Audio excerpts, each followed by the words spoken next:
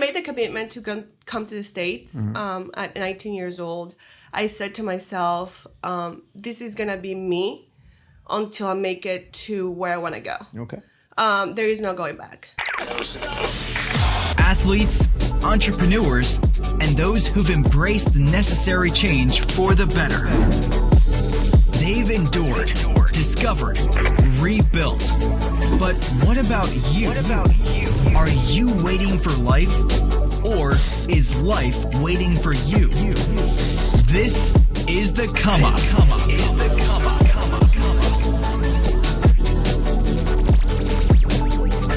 All right. What's up, guys? Octavia here with the Come Up, and this one's special for me. Not only a friend, but I think it's one of the most accomplished athletes that I've ever gotten to meet personally, Miss Arlene Semeco. How are you? I'm good, thank you. Thank you for coming. Of course. It's an honor. Thank you. So I'm going to just talk about who and what. But first, we got to say thank you to RTR for being our sponsor. And let's get into it. I want to hear this story because we have a lot of things in common, right? We're both Latins. Yeah. Living abroad from our natural country. Yeah. You are from Venezuela. Yeah.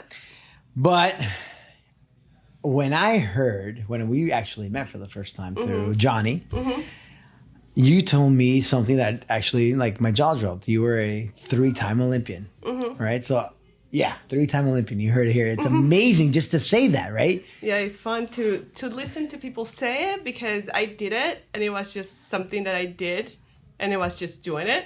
But people were like, oh my God, the Third Olympics, are you going for it? I'm like, yeah, like that's another thing that I'm doing. So it was fun. But thank you so much for having me. It's really cool to be here. Oh, no, thank you. Yeah. So I want to start off by saying it's an honor, right? Just, thank you. Just the golden rings, all these rings. Yeah. But I want to know what it takes to be an Olympian. I want to know the story. Yeah. I want to know at what age did it all okay, I like swimming, but I can do this for a living. I can do this for a living, and I could actually, yeah. So I want to know that story, and then during this whole conversation, because it's just you taking, I want to hear your story. I'll just ask some questions, have some fun. Of course. All right, let's go. Awesome. So, just like you said, it's kind of like you start swimming and you start like seeing how, swimming can be something. That's exactly how it happened to me. I started when I was 8 years old back in Venezuela, swimming and learning how to swim for just water safety, basically. Okay. And soon enough, I just started becoming more aware of what swimming was and actually getting competitive with my, classmates, the people that were next to me, which were, girls and boys.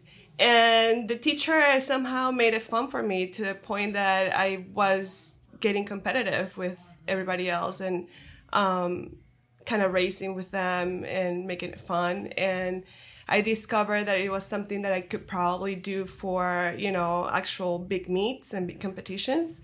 And she saw that on me too. She saw like my competitive juices flowing, and she was like, okay, well, I think you're ready for a good team. No water safety, just let's do this and like do it well. Okay. So that was back in Caracas when we were living in Caracas. I was born there. Soon enough, we moved to another city in Venezuela, in Valencia, and the transition was kind of hard for me in terms of changing schools and everything. And so I just said, I'm not into too many changes at one time. I quit swimming, but I had, what was that? I don't think anybody likes a lot of changes. Yeah, exactly. So I was 9 by that point. And so when I changed cities, or when my family and I changed cities, I just, studied for a year. Didn't want to do any extracurricular activities. I was just, doing my schoolwork and that's it. But my mom actually always was like, okay, let's do some sports, You're here, you're making friends. It's time for you to go back if you want to go back to swimming. So we found a good team close to the, where we're living, and I got into it. And soon right after, it was just a great team to be part of. They were all kids like me and swimming for fun, but we were just getting after it every practice. And so my actual, coach at that point, there were two coaches, there were a couple, and they would just saw something in me that, made them wanted to have me compete right away. Okay. And so I made my first national team when I was 12 years old. And I remember clearly that national competition because it was like maybe an hour away from home at that point. And my entire team went to cheer me up because I was the only one that qualified. Awesome. And so it was just like life-changing. I was like, okay, if this is what's going to happen every single nationals, I want to keep doing this. So it was just, from then on, it was just year after year. We had at least 2 nationals every year, and then, local meets that we'll go to. And I wasn't winning at the beginning. I was doing breaststroke, to tell you the truth. Breaststroke to me was the first, stroke that I was doing. And then I switched coach because these people left, and these other, coach came in, and he saw that I wasn't a breaststroker. He's like, "What are you doing breaststroke?" I'm like, "I don't know. That's the only thing I know." Yeah, that's what I thought I was good at. And he's like, no. You are a sprinter. You're a freestyler. You're a sprinter. This is where we're going to train from now on. So I was like, all right. And sure enough, it was something that, clicked with me. And I was, getting, 5th, 4th nationals. There were these 2 girls that always win 1st and 2nd. And I'm like, damn it, I want to be them. Right. I get it. So, probably around when I was 15 or 16, I started getting the first 3 spots. Never gold. For some reason, this one girl, I couldn't never beat her. But it became more and more of a passion for me at that point. I switched teams because this other team was better. And so the coach in this other team was like, come over here, you're going to make it big. You're going to actually make it more than nationals, international meets. He saw something. Yeah. So I went to that team. It was a little far away from the house, but we made the trip every day. And I started doing, in 1999, I made my first international meet, which was in Colombia. It was a South American Games. And right after that, I just continued, classifying, qualifications for South America, Central America. Fortunately, Venezuela is in, north part of South America, so we also competed for Central American Games. So I was doing both, and it was so much fun. Like you said, what does it take to make an Olympic team is a lot of work. I graduated from high school in 2000. At that point, I was 16 years old, and I went straight to college. And during college time, my freshman year in college back in Venezuela, I actually made my, my university team. My university team, which was, in Venezuela, is not that big like it is here. LSU, I see it.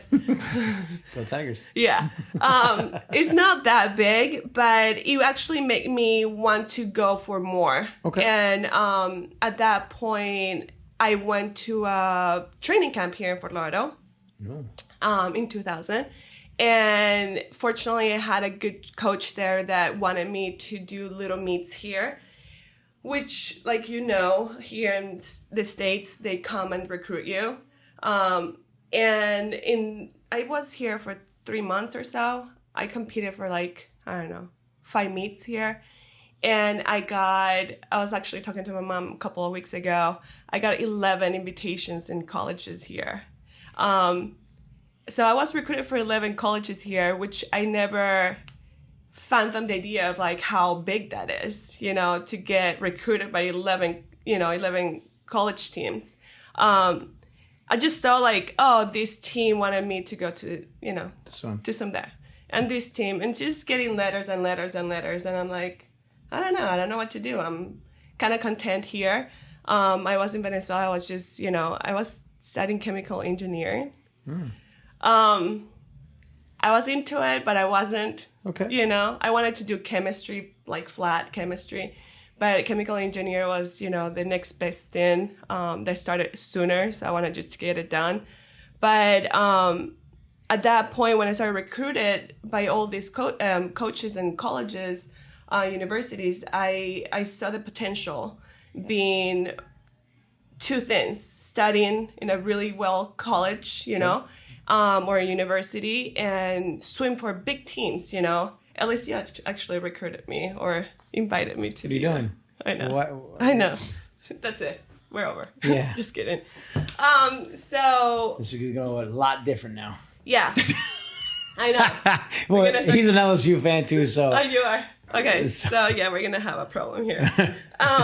So, anyways, I actually, I didn't go to any recruiting trips. Okay.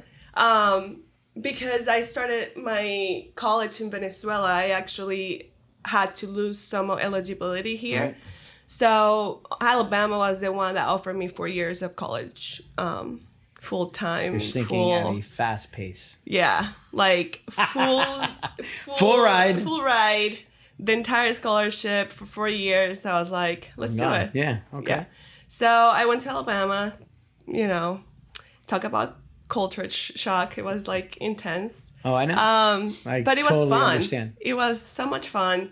I got used to the Southern living, like it was, you know, second nature. I had a lot of teammates that were international too, from Europe, from, you know, South America. They all had were homesick, and I'm like, what do you mean? This is awesome. Like, what do you get homesick for? Like, you're gonna go home in Christmas. Like, you know, Right. It's just whatever. Just pull it through. Like, it's gonna be fine. So, yeah, Alabama was my home for 4 years. Wow. I made my first Olympic team there in 2004 for Athens.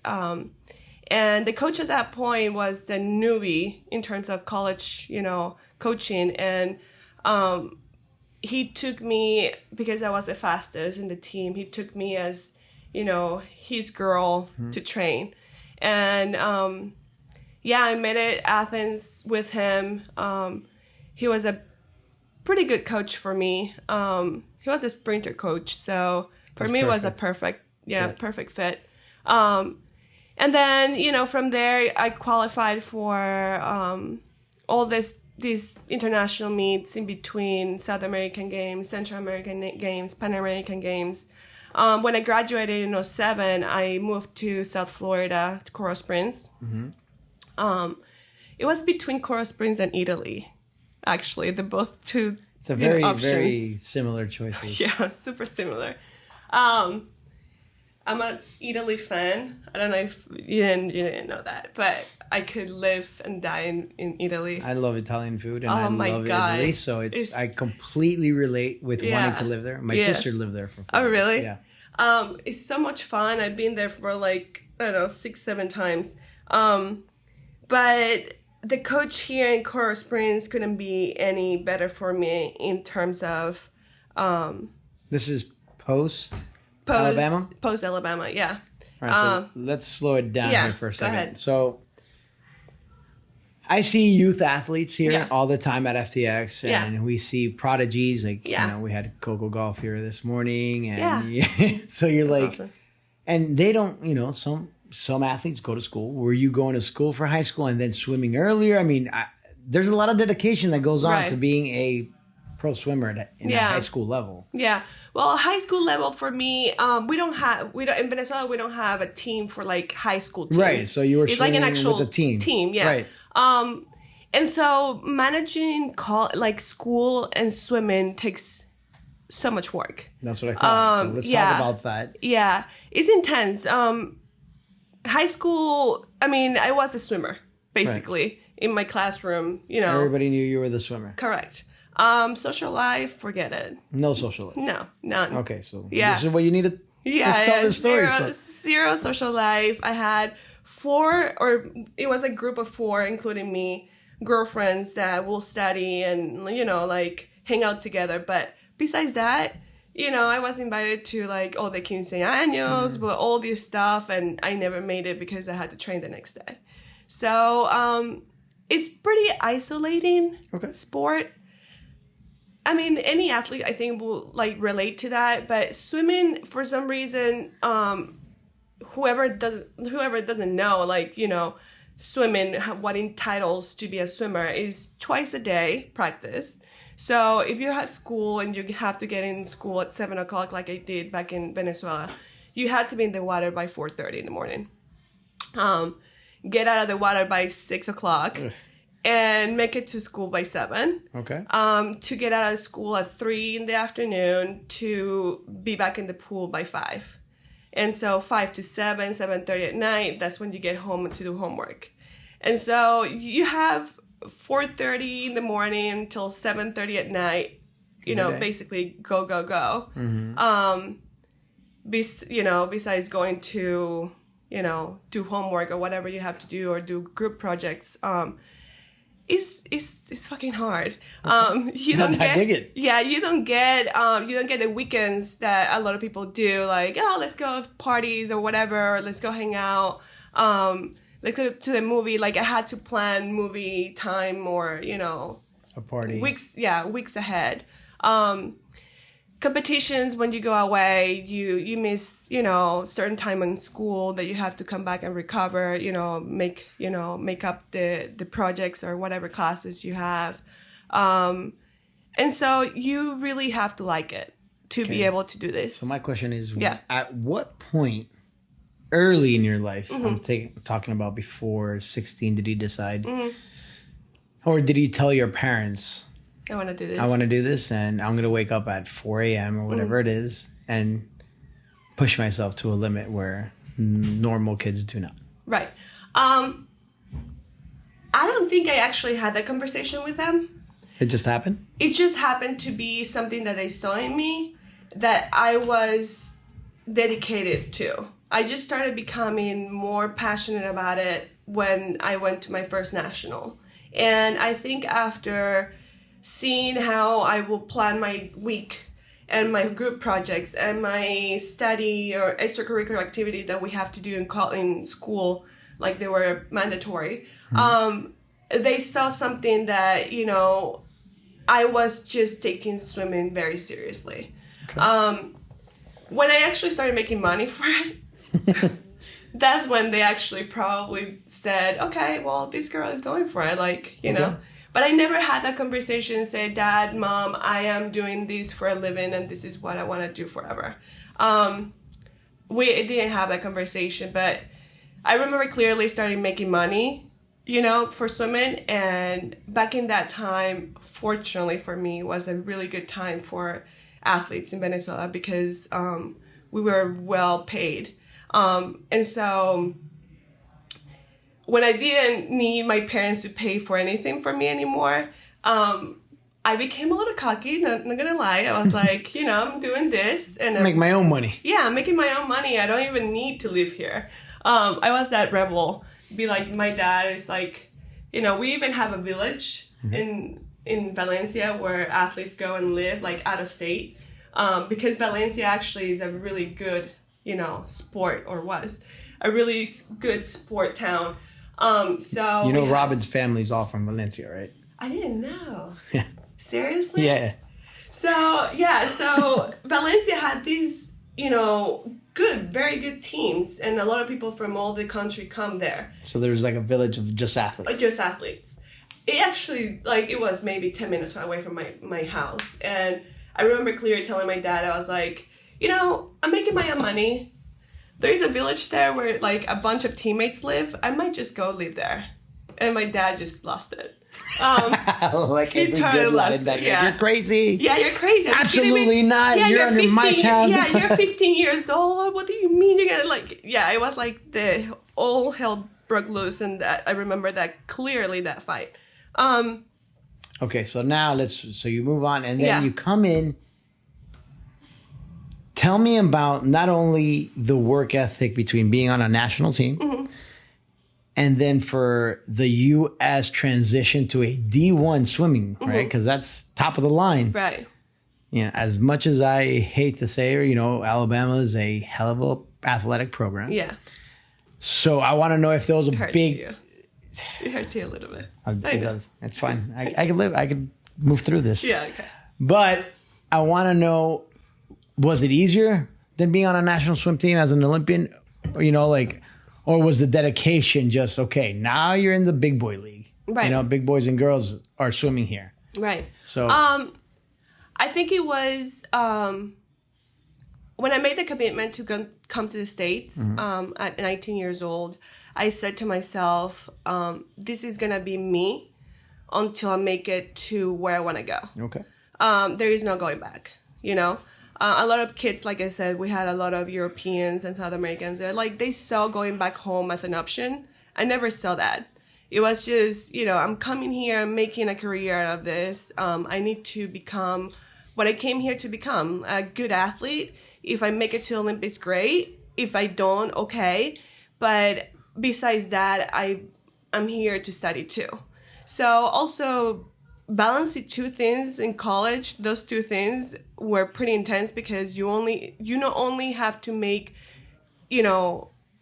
good grades, but you also have to be fast and you fucking perform well, So a GPA is something that, for me in college at home, it didn't exist. You make you pass a class and you're cool. You're passing, yeah. You're passing. But if you just pass a class here with a C, that's not a good thing. So the transition was pretty intense. You also had that team spirit that I never had at home. I was part of a team. Swimming, this is a funny thing too, because swimming is an individual sport. Correct. You are in the pool by yourself in your lane, Training. Racing on your own. But you're part of a team too. So when you are part of a team and you have to be a teammate and play cool with teammates, it was a foreign concept for me because I never was a teammate or a teammate. That sounds bad, but I wasn't that person that would just, being next to the pool cheering up my teammates. I wasn't that person before. When I came to the States, I had to become that person. Okay. I had to cheer up for my teammates. I had to be in the water at 6 a.m. because if you are 6:01 and you show up in the pool deck, you're out. So here in college, it was D1 at least. I don't know what D2 are like that, if they're like that intense. But I wouldn't know. Yeah. Anything. So. But in Alabama, at least, schedule was very intense. College, you start school too, at 8 o'clock in the morning. I remember first semester, I had geography at 8 o'clock in the morning after practice, and I would just fall asleep because it was geography at 8 o'clock in the morning after practice at 5. It was just what? Actually, I remember. Why? Yeah, Why? I jumped out of that class. I was like, I can't do this. But it was pretty intense, but actually it's a different ball game. Because you were part of a family. College swimming, as any other team sport, you're a family, you hang out together. That's the people you study with, you go party with. Right. That's a team that you're part, that's a family you're part of. And it was pretty fun to be part of my college team, but it was pretty intense. It was, forget about, family and friends for Christmas. We had Christmas training, I spent 1 New Year's on my own in a hotel room because we were in a training camp. I remember clearly first year I was crying Mom, I want to be home. But no, you have no time. You're waking up in the 7 a.m. the next day and just go back into the water. So it was sacrificing everything that I knew to become everything that I know now. And so it was fun, but at the same time it was intense. What can I tell you? I don't know, Tell me about Athens. Let's get to Athens. Oh, Athens. So yeah. So you make the Venezuelan Olympic team. Yeah. So how much pride when you find out I made it? Yeah, so... To represent your country, to represent your family, to represent... Everything. Your heritage, everything you are. Yeah. I was the only girl in 2004 Athens Olympics, the only girl for swimming. It was pretty cool. I remember clearly when I qualified, it was in Grand Prix in Long Island, California, Long Beach, California. It was a pretty proudful moment. Okay. Because I made the A cut, which means that I'm fucking going. Like, I'm qualified. Instead of a B cut, they tell you, you know, we don't have like U.S. trials like here. Right. We have to make a cut. Right. So you have a year to make a cut prior to Olympics. And so if you make a B cut, you might be able to go. If you make the A cut, you're qualified. And so I made the A cut for the 50 and the 100 free. And it was both in the same team, in the same competition. And it was, I mean, the entire country had to do with me. Like, it was like the first girl after, I don't know how many years, like 20 years to go to the Olympics. And the only girl on the swim team to go to the Olympics. And, you know, at that point, like I said, Venezuela was really good in sports in terms of, you know, money and everything. So I had all the support from, you know, the government. And it was like, okay, what do you want to do for training for the Olympics? And, you know, we became all this huge, you know, team just for me to go, you know, altitude training and all this stuff. And it was fun, man. It was amazing time. I had the best time in Athens. I remember clearly I did good. I didn't do the greatest I wanted to do, but it was my best times at that point. We party big afterwards. Okay. We made it to Mykonos, and we just had a good time. And it was just the beginning of, I want to keep doing this, you know. And that was 2004. I still had 3 more years to for school, but... Oh, that was your freshman year in college. That was my freshman year in college, yeah. And there you decide, I'm still going to continue doing this for D1. Yeah. But at the same time, I want to go after it again. Correct. So it was more, you know, I knew next Olympics went 2004. I was going to be graduated by that time. But for some reason, I don't see swimming as okay, I'm going to see Olympics, you know, after 2004. I'm going to see 2008, and that's it. Mm-hmm. For swimming, you have so many meets in the year that we don't have a season. We just, entire year is a season. Okay. That I took every competition as a challenge, you know, and I wasn't just, you know, training for that one meet. I would train for every single meet. We had dual meets. We had, you know, I still had to do my international commitments for South America and Central America. While in D1. Now, are coaches cool with that? Yeah, he actually was really cool with that. Not all the coaches are cool with that, but in terms of coaches that know what that means, they're cool with it. Because that means that they have an international meet or a swimmer that can go to international meets. They can go to. And they also use that to recruit, I suppose. Correct. All that. And man, you make, you know, you have a pretty good reputation for your team. So he was really cool with it. He was a great coach at that point for me. And so that was my philosophy, actually. Like, now looking back, I will say I didn't train for each Olympics. I just trained for each meet, you know? So you broke it down into smaller achievable goals. Correct. Okay. So, yeah, I mean, I will say... comes. What is it? How's it feel when you qualify for your next? So this is round 2. So round 2 was after Alabama. I had the choice to stay in Alabama and continue training there with this coach, which made me a postgraduate right. Swimmer, you know, living in Tuscaloosa. Or move on, you know? Right. And so I did. I moved on. I said, you know, thank you for having me here. I love the coaching and everything, but I think, you know, I was ready to get out of there. And you graduated with a degree? I graduated with 2 degrees, actually. So let's talk about that a little bit. So yeah, because they took all the credits that I was doing in Venezuela. The first 2 years, my sophomore year, I had enough credits to graduate with general studies in human environmental science, which don't ask me what that is, but I had that degree and I took it. And then I graduated with for food and nutrition. And the reason why I took nutrition was because of swimming too. I was that kid in freshman year that gets, 15 pounds more. Freshman 15? Exactly. Love it. I was freshman 25. 25? Personally. I don't think it was 15%, but it was pretty intense. I remember clearly, even now I surprised myself when I said that every Sunday night, because we were living in the dorms, freshmen have to live at dorm. We didn't have a kitchen. I will order a Papa John's pizza, large pizza, and I will eat it. Inhale the whole thing. Yeah.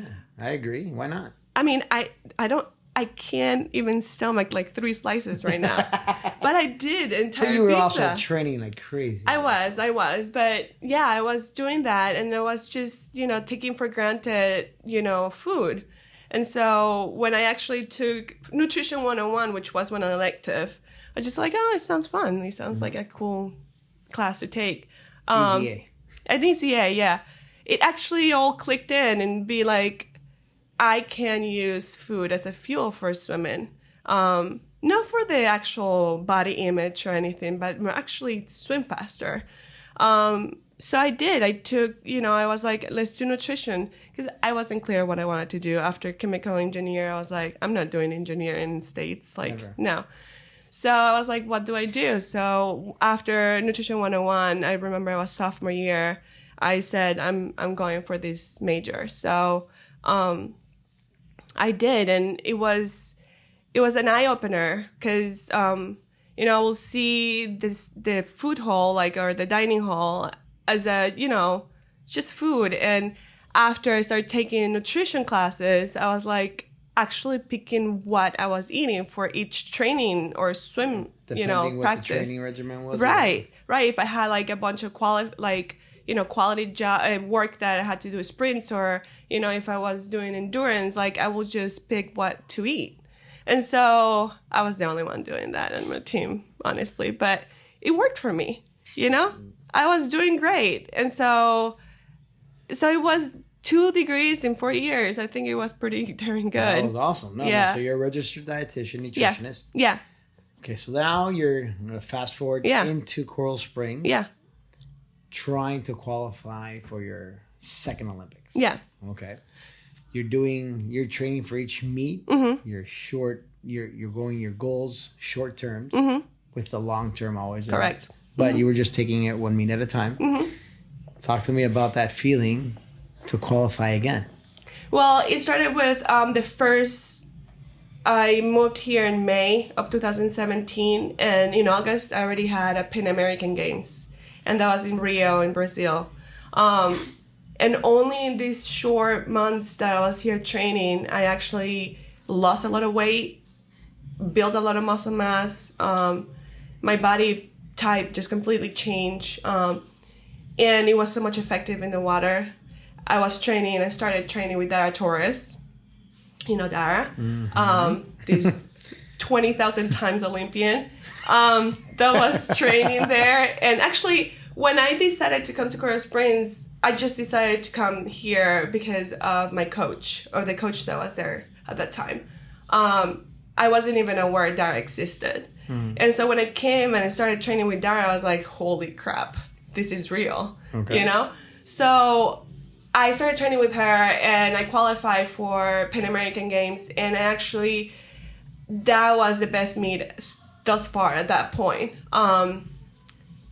I made 2 silver medals that then became gold medals after doping testing for the gold medalist. That's interesting. Yeah, it was pretty. So you won gold at the time. I won 2 golds, 50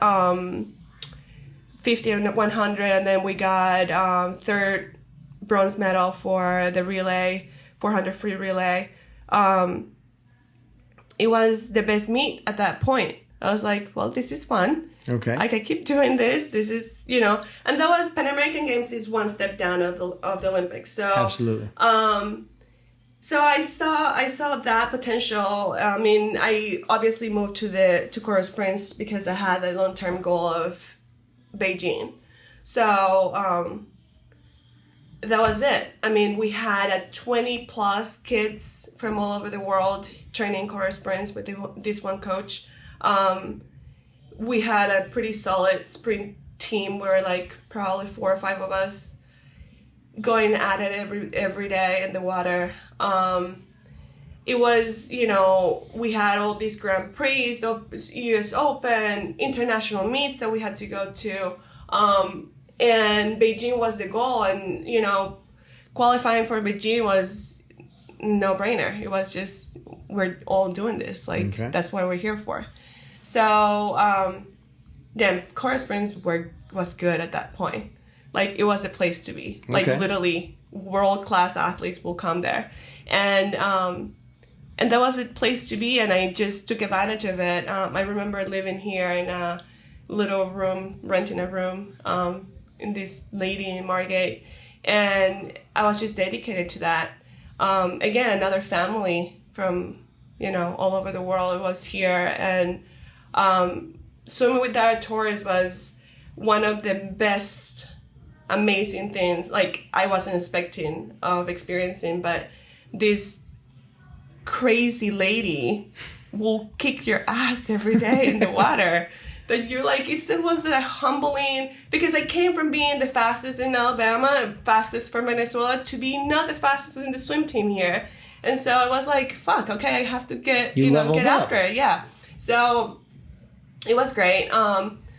Olympics Beijing was the greatest thing. It happened that because we were so intense every day, I got injured in January 2008. I already qualified for the Olympics, but I got injured 6 months before the Olympics. Wow. Yeah, my shoulder, my labrum was totally torn. And so I had to get surgery immediately. Like, literally, I injured myself today, and I was getting surgery like 3 days later. And so I did that, and I was out of the water for a couple of months doing PT and all that. And then I came back, and I think it was the break that I needed in terms mentally too, because it took me away and kind of relax myself. Recovered. Yeah. And I made it to, we went to Beijing. I was ready at that point. I made it to fucking semifinals. I was like, this is great. This is like awesome. So, yeah, that was the fastest again in Venezuela, and it was like the best meet I ever had. My coach, unfortunately, started getting sick at that point. And so he was diagnosed with some sort of cancer, blood cancer. And so it was a few of us that were, a lot of us were training here, but just a few made it. And the people that made it, we were all committed to do the greatest we can do for our coach. And yeah, I was in semifinals and for the 50 free.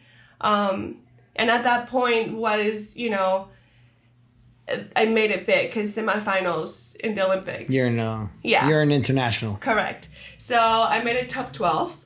I didn't make it to the finals. Only the top 8 make it. But it was the greatest meet I had. Let's not downplay that, okay? Well, yeah. But you're the top 12 fastest woman in the world in the water. Correct. And 50 free. Yeah. Yeah. Yeah, it was fast. It was fast, yeah. Okay, so that's awesome. Yeah. So you've become what's the percentage of Olympians, right? So now you make it to the semifinals, yeah, exactly. So you're under this huge percentage of not even pro athletes. Mm-hmm. This is a percentage of pro athletes. Correct. How does that feel? It was great. It was really fun. It was humbling because I was there. My family went too. To Beijing. So I had them there. Like, I could see them right before I got in the water. It was amazing. It felt amazing because I was able to represent Coral Springs first and foremost. My little team here. but also felt great because I was representing Venezuela, and at that point I had this intense passion of putting Venezuela in like the best, in the map. Like, people have to see who we are. We're a little country, yes, whatever, but we had quality people. Like, the people that are coming from Venezuela, we have quality athletes. And unfortunately, at that point, things start going downhill politically. But the athletes that were there were so passionate that no matter what it took to train, we were training, you know.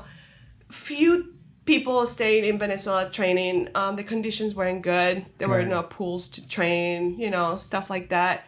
But the people that came out of the country and started going different places to train, we were like, you know, intensively training. Like, that was our life.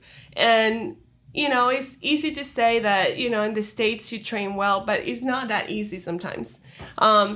We had good support from Venezuela, but there's some athletes that didn't, you know, because they weren't as good. So I always said to, you know, the youngest people in my team that no matter what you do, always be smart with money, obviously, because you never know when it's going to run out.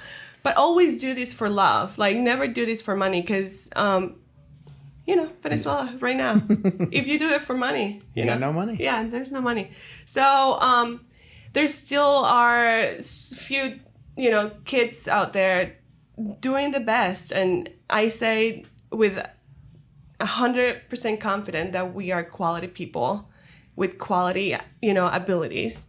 And so when I I qualified for the semifinals, it was something bigger than me. Like, it was just like, I remember clearly getting out of the water and seeing this huge, you know, the cube, the whatever water cube that they built, ginormous, like 3 times bigger. I was like, this is ginormous for me right now.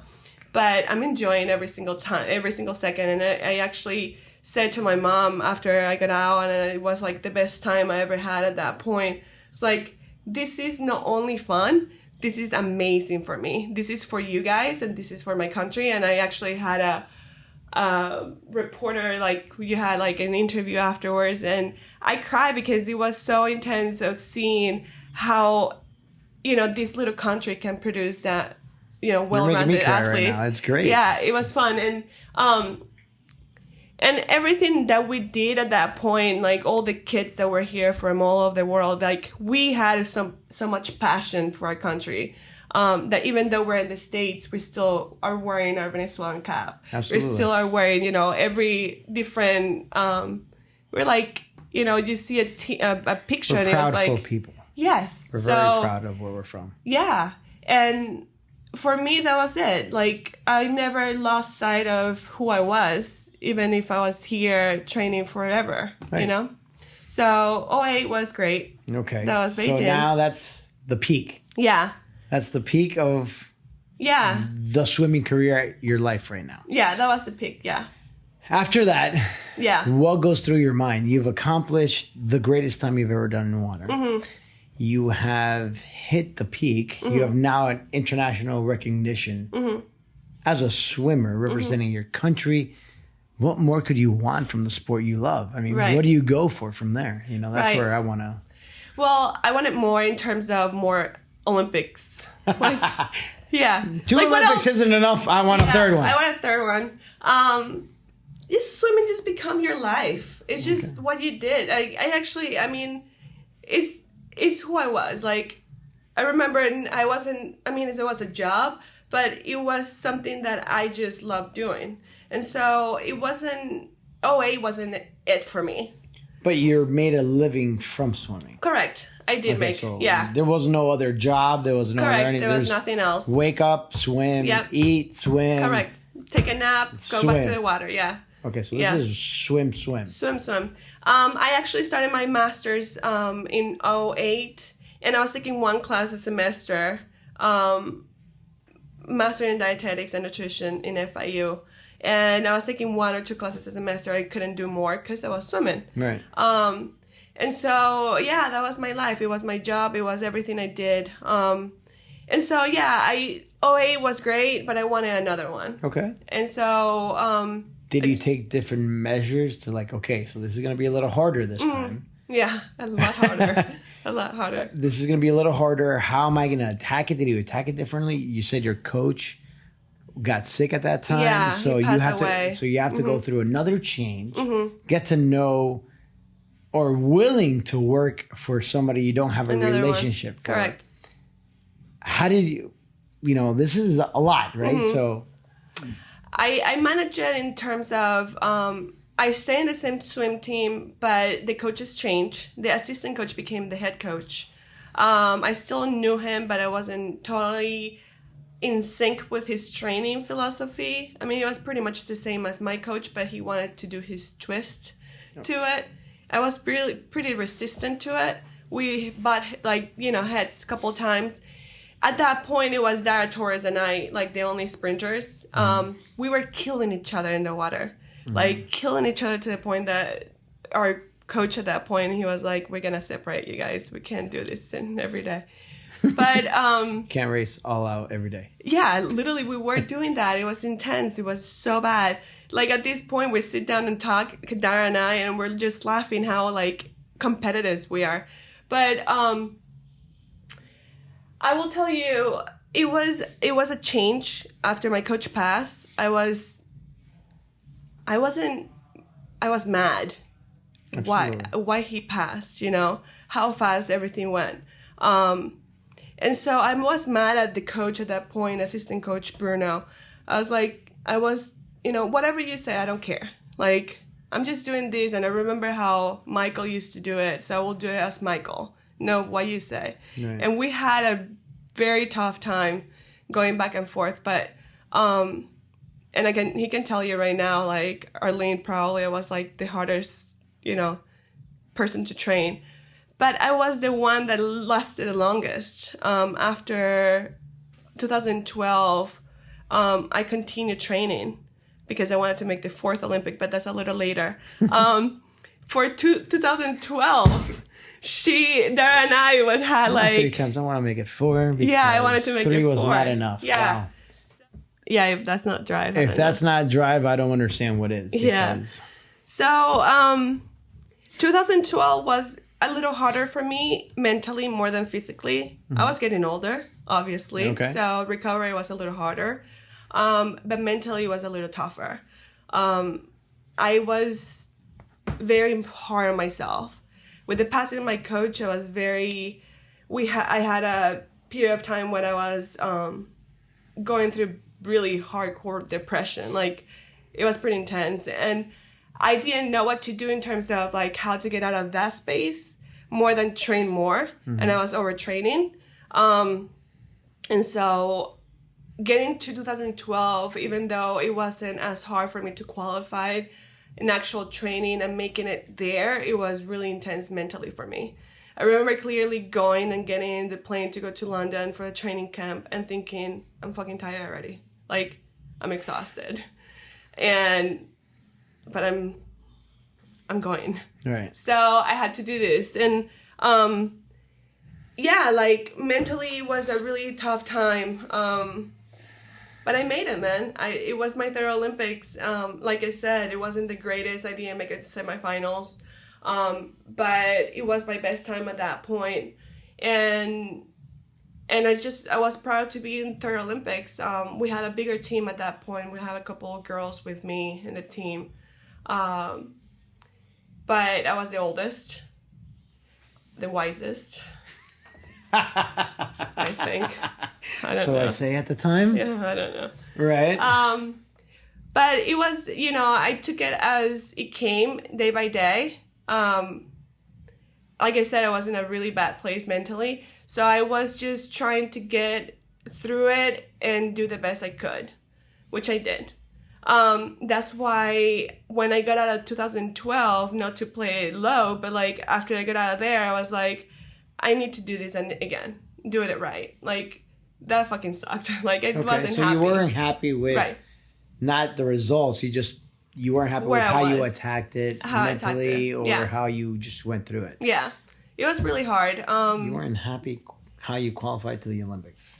I know. I qualified. But do you understand what I'm trying to say? It's like, what kind of level of determination or you hold your standards that you hold yourself up to? Like, I made it to the Olympics. I really didn't like my attitude, how I approached this one. I want to do it for the fourth time now. Yeah. Yeah, I know. Yeah, that's not... I know. That's insane. I love that. I wish I had a quarter of that. Yeah. So that right there is... Is that life? The simplest way I can put it is that it was my life. It's like how you come here every day and make it your job, and this is what you do and you love it. Yeah. That was swimming. It was, I'm doing this every fucking day and I love it. Okay. And even though you don't feel like coming here every day, some days you're like, okay, I want to stay home. Same thing. I was like, it was like that for me. But like when you have this huge thing in front of you where you see it and you're like, this is ginormous and I made it 3 times and I'm here, but I'm exhausted mentally. You're not happy with yourself. You just want to keep going. I can do it better. I can do it better. I could definitely relate. I just want you to understand. Yeah. You can't downplay No, I know. my everyday life, Yeah. job, passion, which is training and helping other people, to a percentage of people in the world that could qualify for any discipline, sport, whatever it is. Right. So I just want let's take a moment and really I appreciate know. It's funny what because, that is. Yeah. Right? You got to call it what it is. It's Yeah. amazing. It's Yeah. You know, that kind of drive doesn't come around every day. So yeah, that's why. I had a friend, we were talking, actually not a friend, it was my therapist. Oh, that's a good one. Yeah. I have a therapist. Yeah. Great. Shout out to therapists. Yeah. I don't know how I could do it without him, honestly. And I was telling him, it was recently, I'm like, I feel like I'm just a mom now, but he just stopped me right there. He's like, are you kidding me right now? Like, do you remember what you've done in your life? And your accomplishments. Right. And I do. And they're there for you to see. Like, Google me. Like, that's that. Like, you know? But How cool is that? Google me, bro. Yeah, you don't know Google me. Oh, you don't know who that is? Just Google me. Just Google me. But at the same time, like, I went through it. I lived it. And I went the day by day thinking that that's just a normal, you know? Which wasn't the normal. Not for everybody, but it was my normal. It was your standard. Correct. So, yeah, I appreciate you kind of slowing it down and highlighting actually that, let's yeah. really do it. Let's Yeah. take a pause and really Yeah. that kind of accomplishment. I'm Thanks. not around that kind of stuff. Yeah. So it blows my mind. I know it'll blow a lot of people's minds. So let's just honor that first. Thank you. Yeah. All right. So now you're trying to make it. I can't even say it. shit, my Let's first try to make it our 4th Olympic. Yeah. And life happens, right? Yeah. Let's talk about that because Yeah. now you're in the peak. You see that you're not the best of swimmers. You're not the fastest. You are now the most dedicated, maybe. Right. You're now the most disciplined. Correct. You're now the wisest. Yeah. You want to make a comeback. You want to do it right. But life happens. Yeah. Let's talk about that life happens situation and how you dealt with that. So after 2012, like I said, I was in a bad mental place to be, and I took a year off. Okay. So I need to stop. I thought it was I was done. Okay. You know, after 2012, I was like, you know, this is good. I needed a year off, but I couldn't get out of the water. I mean, I don't know if something like this is like the related weight to room you. for me, Yeah, like getting in the water is another level. So I will just go swim for fun, you know, do 1,000 meters and get out. Whatever I felt like doing. And so I just became more aware of, like, I cannot get away from this place. Like, Okay. I keep coming back. And so at that point, my coach was like, you know, you can always come back. No pressure, but you can always come back. And I was like, no pressure. At that point, I actually started, I was almost done with my master's. And I just said to myself, let's start real life. Training again. Okay. Yeah. So let's start real life, like actually work. Like, Let's become a nutritionist. a nutrition, yeah. A dietitian. Just like, let's do this. And so... I'm going to be a real person now. A real person. And so I graduated in 2013 and I got my first job. the same place that I actually did my internship. And so when I did that and I started my job, which was a per diem position, I started liking it a lot. I'm like, I like this. I like, wearing something different than a bathing suit. I kind of like, life, real person life. But I keep coming to the pool. And so it became obvious to me that swimming is so intense that you can't do two things at the same time. You cannot do swimming and work as a real person. Okay. Even though you can, technically, you're exhausted to a point that you're not doing good job either, places. You're not giving 100%. Correct. So I did that for a couple of months, but then I said, I need to make a decision on what I want to do.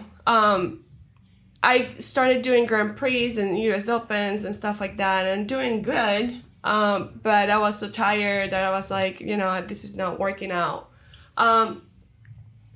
In 2014, I started doing, more training. I stopped working again. And I said, I'm doing this and just doing work on the weekends at the hospital. I'm just doing hospital work at the weekends. I'm going to swim, Monday to Saturday and see what happens. I was so much in my head of being like, dude, you're old enough to just start being a normal person. Just get the fuck out of the water and just do your just let it go. Life. Yeah. Go graciously into the water right. and relax. Yeah. And so I was really close to qualified. It was I'm moving really fast because this was like months, of, mental playing what to do. In 2016, the year of the Olympics for Rio, in January, I remember I had a Grand Prix in Austin, Texas, and I did good, but I didn't do as good as I wanted to. I was the only one training at that point. Torres already retired. I was training on my own with my coach. I remember my coach had a set of twins that he'd bring to the pool and just hang out at the pool deck while I was swimming. It was really exhausting to me in terms I didn't have a training partner. And so I said, listen, if I don't move on and I go to a team that actually had like more people that I can train against, I'm going to just call it. And so after Austin, I didn't do as great as I wanted to. And I got so mad. I got out of the water and I didn't speak to my coach the entire time that I was like until we got back. I said to him, I was like, this is it. I'm done. I'm not doing this because of you, because I'm not the only one here, but I'm also because I want to become that other person that is waiting for me to be. Okay. Like I want to be a dietitian. Decided. That's why I decided to quit. Not quit. Retired. Retired. Graciously. Yeah. So I retired and, became a dietitian full-time for a year. And then, I hated the full-time jobs. And so I became a per diem in different places, started working with you guys. It was great. I mean, and I don't regret it at all because until 2016, I'll say that I did my 100%. That's it. Every single time. And, at that point, Venezuela started creating more other swimmers, kids starting, becoming faster. I somehow am still the fastest. My national record hasn't been broken, which I'm pretty proud for. Google that. Exactly. Google that. I'm still, the fastest Venezuelan, sprinter. I'm pretty happy with that. Oh, I got induced in the Hall of Fame in University of Alabama, being the only Venezuelan that got gold medals or women in the Pan American Games. Right. And so that was another accomplishment that I was like, I didn't even know existed, but it existed. It counts? Yeah, it counts. And so, I became a dietitian. I'm still a dietitian. And now I became a mommy. You're a mommy. Yeah. Congratulations. Thank She's you beautiful. So much. She's adorable. She's like the best thing ever. She's better than swimming if I can like. Oh, I get it. Yeah, it's intense. It's 24/7. I know. So she was born in May. It was the biggest change, or it has been the biggest change ever. I still tell my mom every now and then, like, I wish I was a mom for a day. Not because I don't love being a mom and I don't love my mom. I love my baby. But I miss being, just Arlene. That I can go for a practice, anytime. A quick pool run, Yeah. Yeah, of course. And that's what I would do. Yeah. Train. Honestly, that's what I miss the most. Like, train. Like, have a routine. Because with the babies, you never know what's happening. Variables. Your schedule has nothing to do with their schedule. Absolutely not. But it's the best schedule ever. It is. So, yeah, Mia has been like, a life-changing experience. But, I'm, like I said, like my therapist said, you're not just a mommy. You are a mom now. But it's the best job I ever thought I will have. So, yeah, it's intense, but it's beautiful. So let's talk about being a nutritionist Yeah. and a dietitian really quick. Yeah. Now, knowing what you know about food today and how athletes are approaching it, like there's that documentary now. What's it called with going vegan? Game Changers. Oh, no, I haven't seen that. Okay, let me know what you think about it. Okay. Because I'll call you about it. But Jeez. yeah, I know. So Yeah. reality is that diets are fads. We know that. Yeah. You're like, yes. Yeah. Any Hate diets. any nutritionist will tell you that. Yeah. Diets are fads. They don't Yeah. work because they're not long-term. Correct.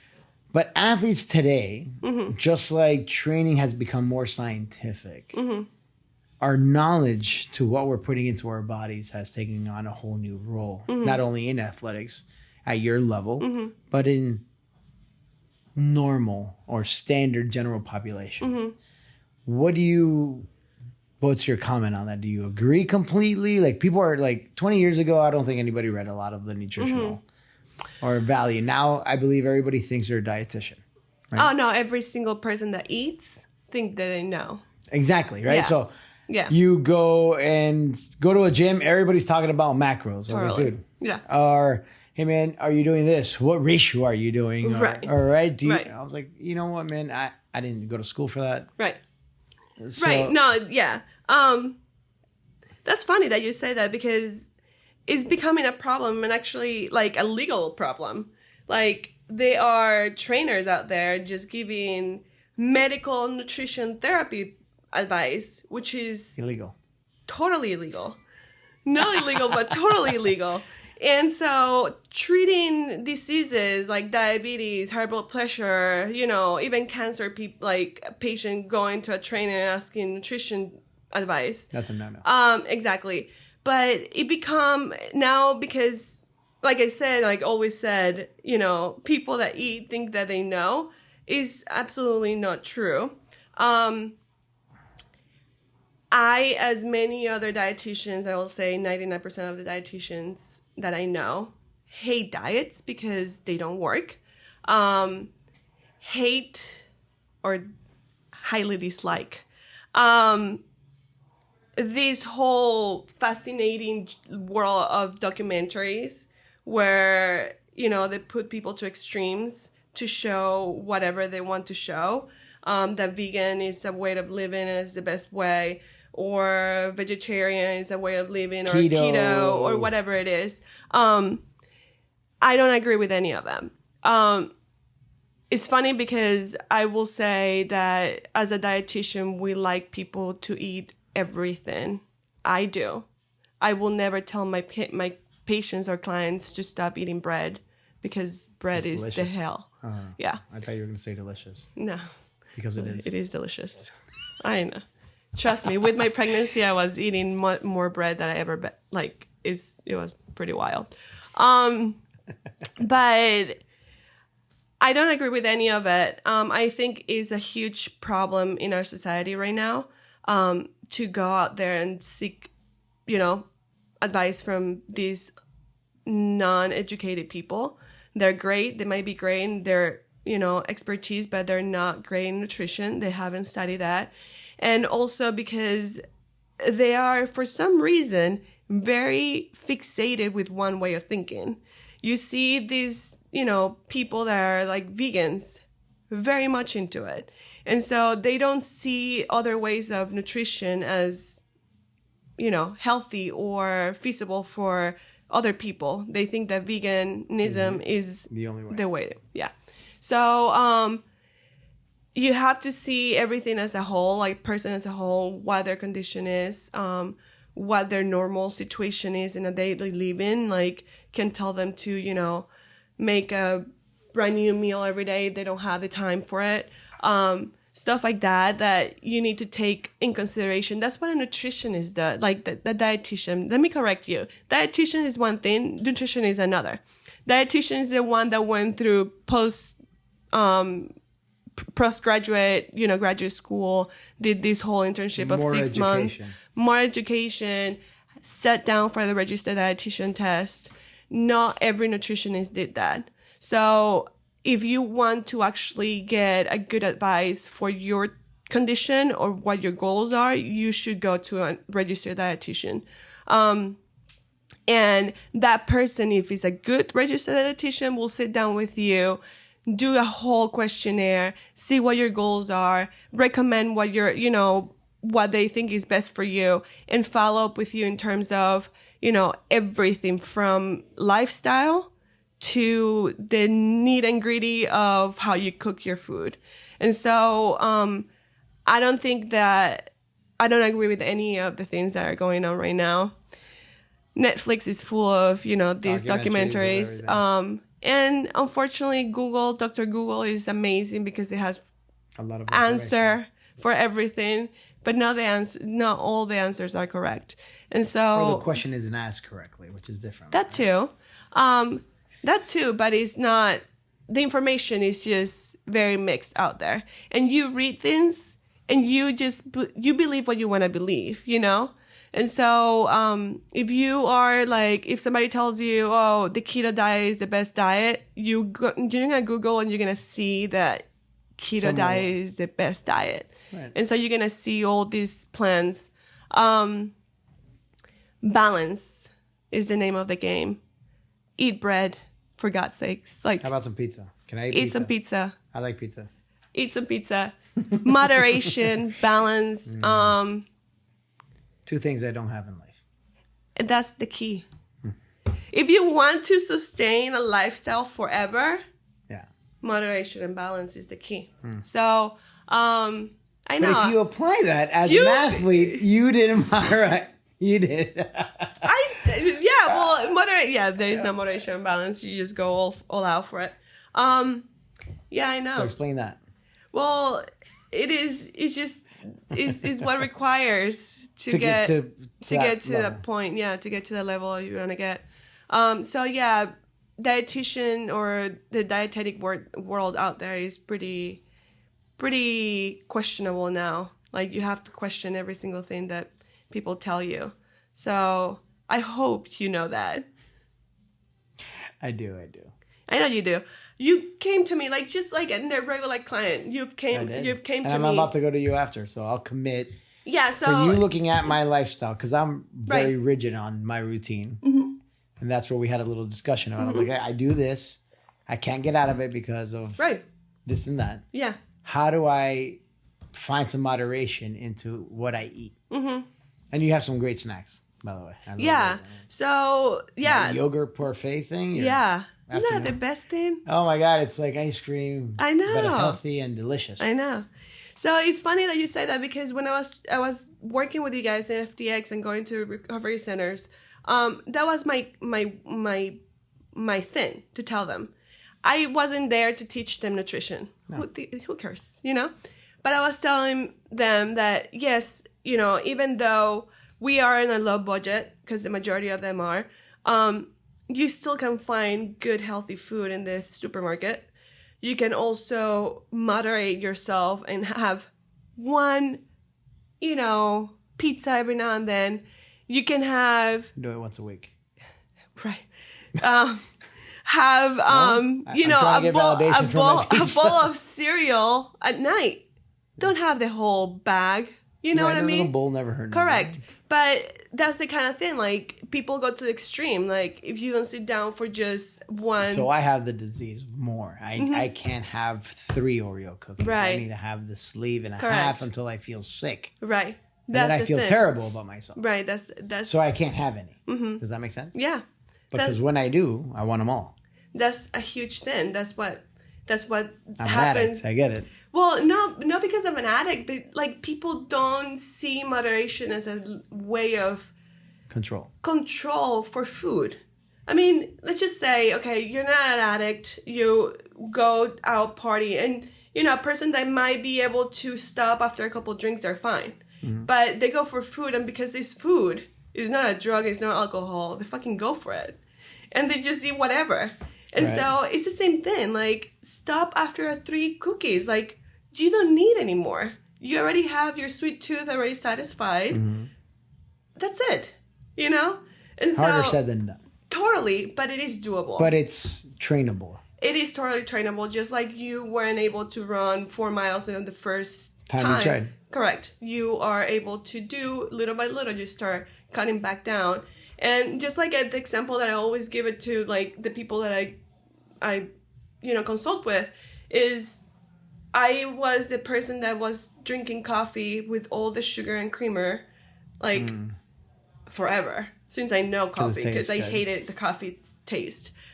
But then I started cutting back, and it wasn't cold turkey. And when I didn't go, slowly, it started cutting back in this sugar. They started going back to the creamer, until eventually, actually, black fucking coffee is the best thing. It's the best. Exactly. So that's the way to do it, and it takes months, but it's doable, and you just have to train your brain to do it. And yes, addiction is a disease, but it's not a way of living. Some people think that just because you're an addict, you are an addict forever, and you are like addict for everything. Even that food. Was what I was going to say. Yeah. Be an addict forever, but... Yeah. I believe but like people in recovery or in active addiction or whatever, they're like, hey, we quit drinking. Right. So I should be able to eat whatever I want because it's the only thing I have left. Correct. And that's where I and a lot of people have. Mm-hmm. For me, my personal, I have a big problem with, man, you're going to take away chocolate or you're going to take away these sweets. And that's all it's one of the last true pleasures I have in life. Right. Right. So no, you never took that away. You gave me that yogurt parfait. Right. And you can have your little chocolate here and there. But not as... the entire not sleeve 17 double stuffed Oreos like I like. Correct.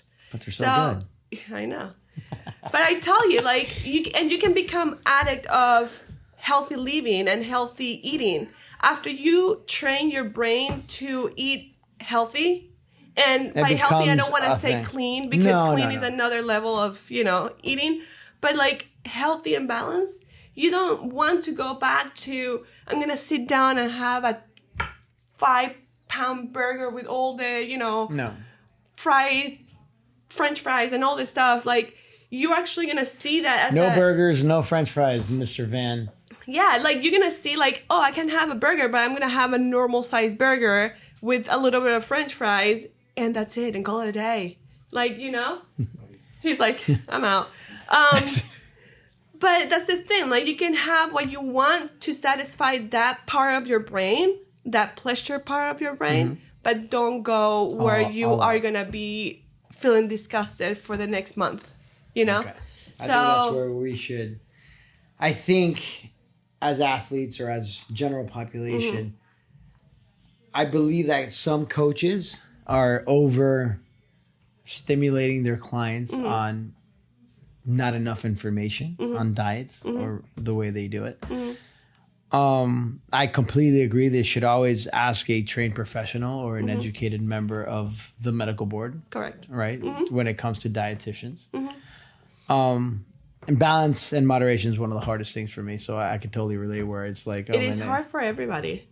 I agree. Yeah. It's just one thing that I'm just holding on to that I'm not willing to at the moment. But I need to be called out. So we'll talk about this as how we will attack 2020 goals. Yeah. It's on video now, so it's real. It's real.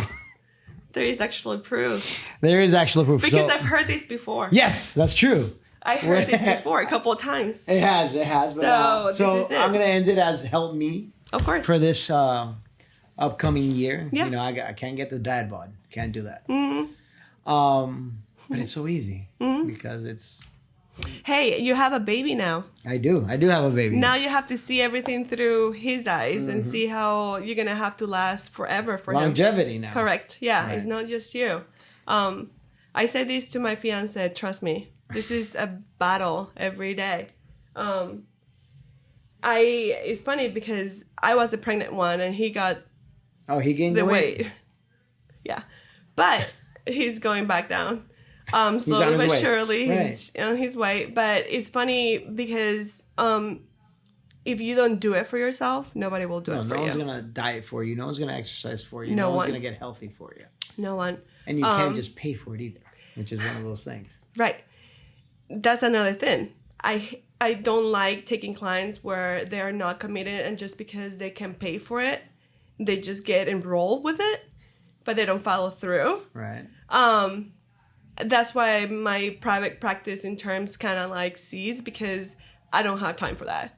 Like I agree. If I go to the hospital, I have time for the patient that wants to get better. Obviously I have to see them all, but the patient that wants to get better will want to see you more. And, in recovery centers, the clients that want to be there, they will come back and they will ask you questions.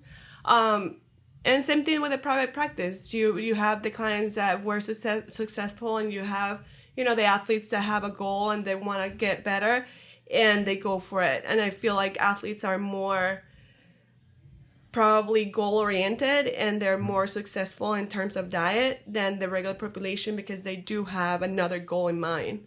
Right. It's not just getting skinnier because they want to look better, but also because it will help their sport. So that's how, I got into swimming and that's how athletes are for me, like the gold standard of like what, clients should be like. And yeah, we are a little obsessive about things, but we get after things, and we make it happen. Now there's that drive, so. Yeah. Where can people find you if they need it, if they're looking for some? For now, I'm still a mommy, but no, for now, I just find me in arlenesemeco.com. Okay. Basically, I have my website, I have my contact information there, shoot me an email.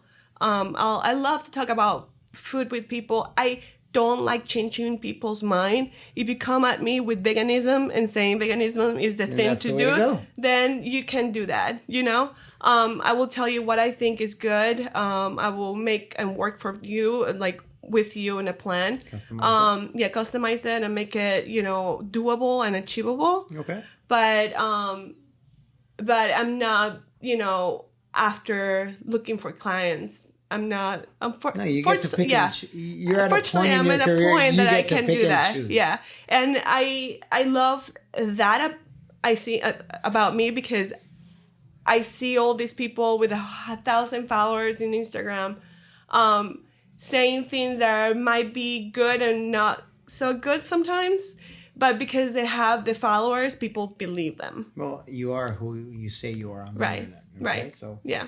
The idea is to educate as many people as we can in this industry. Correct. So they can follow you on Instagram. Your handle is Arlene Semeco. There you go. Yeah. So guys, thank you. I wanted to take the time and honor, the dedication and the drive that you have. Thank you. To say congratulations. Thank you for highlighting that. Honestly, that's why when you text me, I'm like, what does he want to talk to me about? But yeah, thank you. No, I really appreciate it. It gets forgotten, in the brain sometimes. Well, you should never forget it because I would tattoo it on my neck. Thanks. 3-time Olympic. I thought about getting the Olympic rings, and a lot of people do it. I didn't after the first Olympic, and then after the second one, and now after a couple of years or a few years, I'm thinking like that's I don't have any tattoo on me, but like that will be the tattoo to do. just because I keep forgetting that I had that part of my life, and it's pretty nice. Well, just saying it's an honor not only to represent your country's birth, but great job. And Thank it's you. inspiring. So thank you for being here. I appreciate it. And congratulations on being a mommy. Thank you. And now you gotta too. hold me accountable. Yeah, I'm a daddy. Yeah, Daddy. You gotta hold me accountable.